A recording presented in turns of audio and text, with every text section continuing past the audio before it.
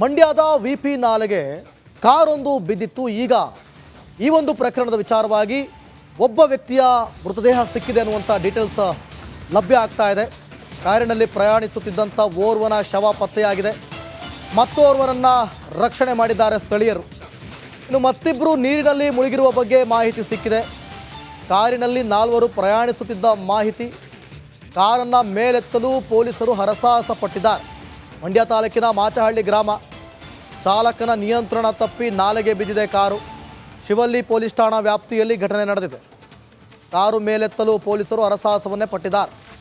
ಒಬ್ಬನ ಶವ ಪತ್ತೆಯಾಗಿದೆಯಂತೆ, ಮತ್ತೋರ್ವನನ್ನು ಸ್ಥಳೀಯರು ಕಾಪಾಡಿದ್ದಾರೆ. ಮಂಡ್ಯದ ವಿಸಿ ನಾಲೆಗೆ ಬಿದ್ದಿರೋದು ಕಾರು.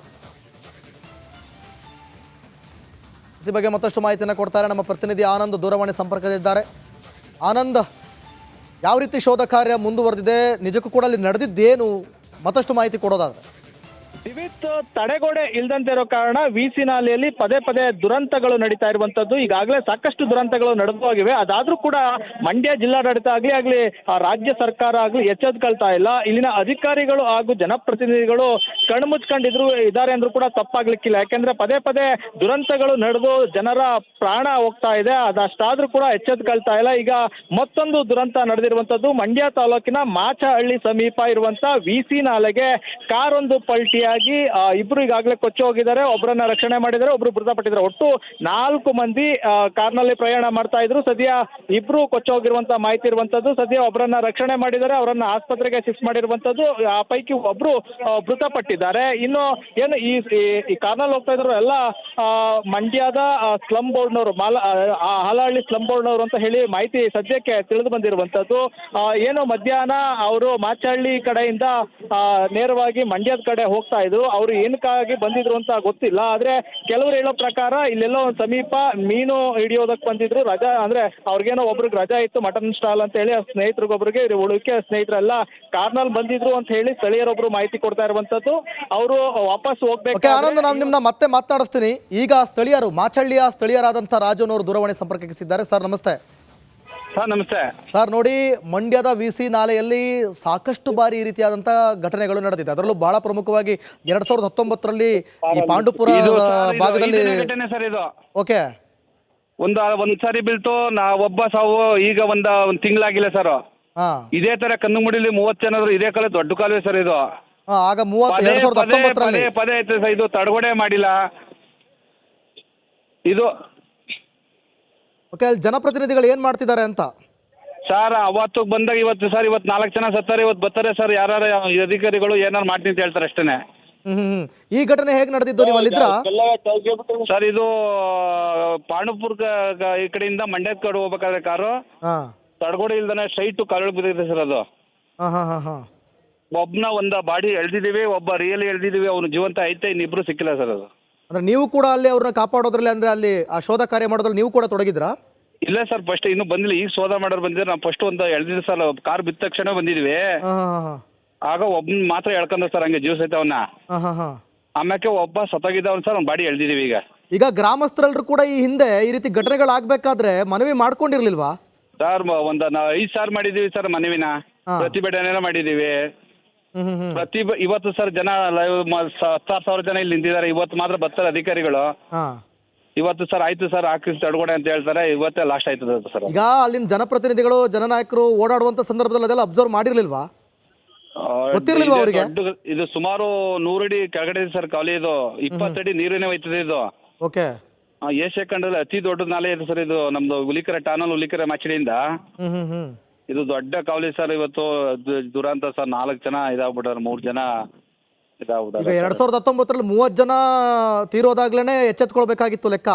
ಹೌದು ಸರ್. ಈಗ 1 ತಿಂಗಳ ಮಾಸ, 2 ತಿಂಗಳ ಮಾಸದ ಹಿಂದ್ಗಡೆನೆ ಇದೇ ಕಾವಲಿ ನಮ್ಮ ತಿವಳಿ ಗ್ರಾಮದವರು. ಓಕೆ ರಾಜು ಅವರೇ, okay, thank you. Republic Kannada ಜೊತೆ ಮಾತನಾಡೋದಕ್ಕಾಗಿ ಮಂಡ್ಯದ DC ಈಗ ರಿಪಬ್ಲಿಕ್ ಕನ್ನಡ ಫೋನ್ ಸಂಪರ್ಕಕ್ಕೆ ಸಿಕ್ತಿದ್ದಾರೆ. ಸರ್ ನಮಸ್ತೆ. ನಮಸ್ಕಾರ. ನಮಸ್ಕಾರ ಹೇಳಿ. ಸರ್, ಈಗ ನಿಮಗೂ ಗೊತ್ತಿದೆ, ಮಂಡ್ಯದಲ್ಲಿ ಅದರಲ್ಲೂ ಕೂಡ ಹುಲಿಕೆರೆ ಭಾಗದಲ್ಲಿ ಈ ರೀತಿ ಘಟನೆಗಳು ಹೊಸದಂತೂ ಅಲ್ಲ. ವರ್ಷಕ್ಕೆ 1 ರಿಂದ 2 ಸುದ್ದಿ ಅಂತೂ ನಾವು ನೋಡ್ತೀವಿ, ಜಾಸ್ತಿನೇ ನೋಡ್ತೀವಿ. ಆದ್ರೆ ಯಾಕೆ ಇನ್ನೂ ಕೂಡ ಎಚ್ಚೆತ್ಕೊಳ್ಳುವಂತ ಕೆಲಸ ಆಗಿಲ್ಲ ಅಂತ ಚೆಕ್ ಮಾಡಿದೀವಿ. ಅದೇ ನಾನು ಹೋಗ್ತಾ ಇದ್ದೀನಿ ಅಲ್ಲೇನೆ. ಬಟ್ ಎಲ್ಲಿಂದ ಬರ್ತಾ ಇದ್ರು, ಹೇಗೆ ಬರ್ತಾ ಇದ್ರು, ಓವರ್ ಸ್ಪೀಡ್ ಇದ್ರ ಏನಂತ ನೋಡ್ಬಿಟ್ಟು ಪರಿಶೀಲನೆ ಮಾಡ್ತೀವಿ. ಹಾ ಸೊ ವೆರಿಫೈ ಮಾಡ್ತೀನಿ ನಾನು. ಸರ್ ಓಕೆ ಸರ್, ಈಗ STO ಅವ್ರದ್ದು ಓವರ್ ಸ್ಪೀಡ್ ಇತ್ತು, ಅವ್ರ ಅದೃಷ್ಟ ಕೆಟ್ಟಿತ್ತು, ದುರಾದೃಷ್ಟ ಇತ್ತು, ಓಕೆ ಹಣೆ ಬರ ಕೆಟ್ಟಿತ್ತು.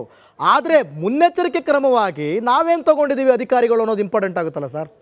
ಅಲ್ಲ, ಅದ್ ನೋಡ್ತೀನಿ ಯಾವ ಲೊಕೇಶನ್ ಅಲ್ಲಿ ಆಗಿದೆ ನೋಡಿ, ಅದರಲ್ಲೇ ಹೋಗ್ತಾ ಇದ್ದೀನಿ ಈಗ. ಓಕೆ ಅದನ್ನ ನೋಡಿ ವೆರಿಫೈ ಮಾಡ್ತೀವಿ. ನಾನು ಮತ್ತೆ STO ಅಲ್ಲೇ ಹೋಗ್ತಾ ಸರ್, ಇದ್ದೀನಿ. ನಿಮ್ಗೆ 2019 ಘಟನೆ ನೆನಪಿರ್ಬೋದು ಅನ್ಸುತ್ತೆ ಸರ್. ಹೌದೌದು, 30 ಜನ ಬಸ್ ಬಿದ್ದಿದ್ದು ಗೊತ್ತಿದೆ ನಿಮ್ಗೆ. ಗೊತ್ತಿದೆ. ಈಗ ಕಳೆದ ಬಾರಿ ಕೂಡ ಒಂದು 3 ಘಟನೆಗಳು ನಡೀತು. ಇದೇ ಪಾಂಡುಪುರದ ಭಾಗದಲ್ಲೇ ನಡೆದಿರೋದು.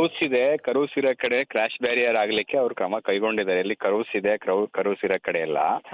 ಬಟ್ ಇದು ಯಾವ ಲೊಕೇಶನ್ ಅಲ್ಲಿ ಆಗಿದೆ, ಕರೂಸ್ ಇದೆಯಾ ಏನು, ಸ್ವಲ್ಪ ಅದ್ ನೋಡಿದ್ಮೇಲೆ ಗೊತ್ತಾಗುತ್ತಲ್ಲ. ಸರ್ ಬೇಡ, ಸಂಪೂರ್ಣವಾಗಿ ಇದು ಎಲ್ಲೆಲ್ಲಿದೆ ಈ ನಾಲೆ ಅಲ್ಲೆಲ್ಲ ತಡೆಗೋಡೆ ಹಾಕ್ಬೋದಲ್ಲ ಸರ್, ರಸ್ತೆ ಎಲ್ಲೆಲ್ಲಿದೆ ಅಲ್ಲಿ. ತಡೆಗೋಡೆಗೆ ಅಂದ್ರೆ ಕ್ರಾಶ್ ಬ್ಯಾರಿಯರ್ ಹಾಕ್ಬೇಕಾಗತ್ತೆ. ತಡೆಗೋಡೆ ಅಂತ ಹೇಳಿದ್ರೆ ಅದು ಕ್ರಾಶ್ ಬ್ಯಾರಿಯರ್ಗೆ. ಓಕೆ, ಕ್ರಾಶ್ ಬ್ಯಾರಿಯರ್ಗೆ ನಾವು ಆಲ್ರೆಡಿ ಒಂದು ಟೆಕ್ನಿಕಲ್ ಟೀಮ್ ನ ಕಾನ್ಸ್ಟಿಟ್ಯೂಟ್ ಮಾಡಿ ಹಿಂದೆನೆ.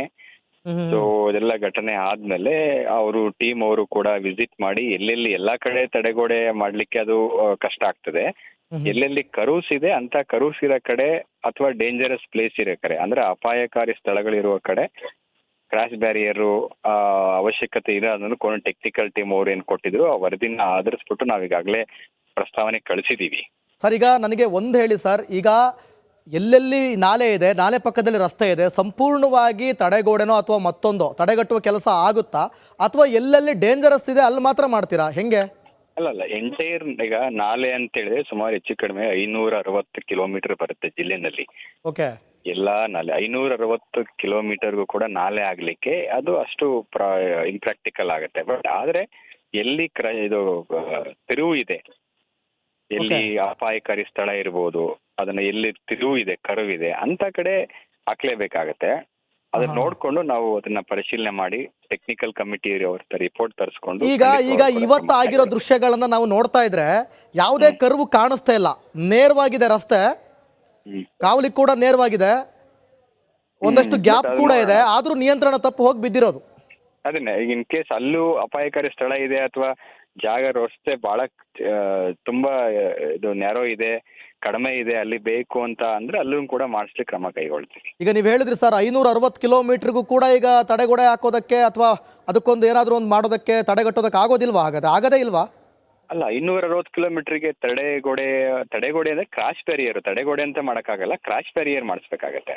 ತಡೆಗೋಡೆನೇ ಬೇರೆ, ಕ್ರಾಶ್ ಬ್ಯಾರಿಯರ್ಸ್ ಬೇರೆ. ತಡೆಗೋಡೆ ಅಂತ ಹೇಳಿದ್ರೆ ನಾವು ಇದರಲ್ಲಿ ಸಿಮೆಂಟ್ ಅಲ್ಲಿ ಬ್ರಿಕ್ಸ್ ಅಲ್ಲಿ ಮಾಡೋ ಅಂತ ತಡೆಗೋಡೆ ಅಂತ ಕರೀತಾರೆ. ನಾನು ಹೇಳ್ತಾ ಇರೋದು ಕ್ರಾಶ್ ಬ್ಯಾರಿಯರ್ಗೆ. ಅದು ಕೂಡ ಮಾಡಕ್ ಸಾಧ್ಯ ಅಲ್ವಾ ಸರ್? ಅಲ್ಲ, ಕ್ರಾಶ್ ಬ್ಯಾರಿಯರ್ ಮಾಡಬಹುದು. ಓಕೆ, ಅದನ್ನ ಮಾಡಬಹುದು. ಅದನ್ನ ನಾನು ಪರಿಶೀಲನೆ ಮಾಡ್ತೇನೆ. ಓಕೆ ಸರ್, ಯಾವಾಗ ಮಾಡ್ಬೋದು ಸರ್ ಇದೆಲ್ಲ ಮುಗಿಸ್ಬೋದು ಮಾಡಿ? ಅಲ್ಲ, ಈಗ ನಮ್ಗೆ ಎಲ್ಲೆಲ್ಲಿ ಅವಶ್ಯಕತೆ ಇದೆ ಅಂತ ಕಡೆ ನಾವು ಆಲ್ರೆಡಿ ಮಾಡಿ ಕಮಿಟಿನ ಅಪಾಯಿಂಟ್ ಮಾಡಿ, ಟೆಕ್ನಿಕಲ್ ಕಮಿಟಿ ಅಪಾಯಿಂಟ್ ಮಾಡಿ ಒಂದು ಸ್ಟಡಿ ಅದನ್ನೆಲ್ಲವೂ ಕೂಡ ಒಂದು ರಿಪೋರ್ಟ್ ತಯಾರು ಮಾಡಿ ಕಳಿಸಿದೀವಿ. ಓಕೆ, ಸೊ ಇದ್ರದ್ದು ಕೂಡ ಪರಿಶೀಲನೆ ಮಾಡಿ ನೋಡ್ತೀವಿ. Okay, thank you sir, republic Kannada ಜೊತೆ ಮಾತಾಡೋದಕ್ಕೆ. ಧನ್ಯವಾದಗಳು.